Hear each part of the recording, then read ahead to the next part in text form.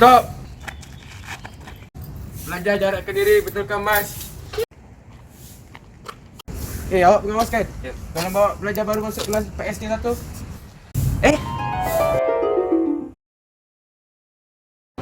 Sekolah kita ada buat pertandingan atas kita. Saya nak korang semua fikir idea apa yang kita nak buat.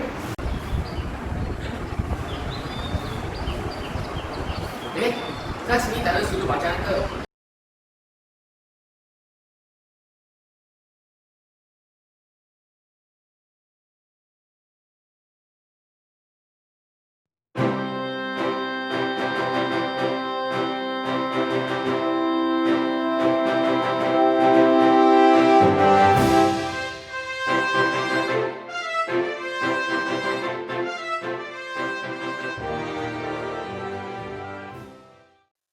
Ini merupakan sudut bacaan DIY atau BBS Space Corner rekaan kami.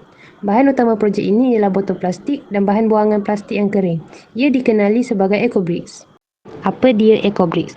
Eco-bricks ialah botol plastik yang diisi padat dengan bahan plastik terpakai sehingga ia membentuk kepadatan seperti batu bata.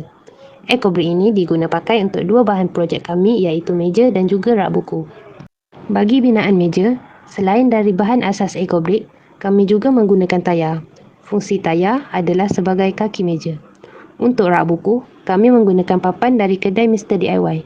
Papan berkenaan berfungsi sebagai rak dan eco-brick sebagai tiang yang memegang rak buku tersebut.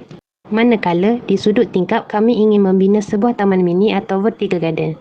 Vertical garden ini menggunakan botol plastik terpakai sebagai pasu dan digantung secara bertingkat. Papan kenyataan yang kami akan beli dari Mr. DIY akan menghiasi dinding belakang sudut tersebut. Ini adalah bahan-bahan yang diperlukan.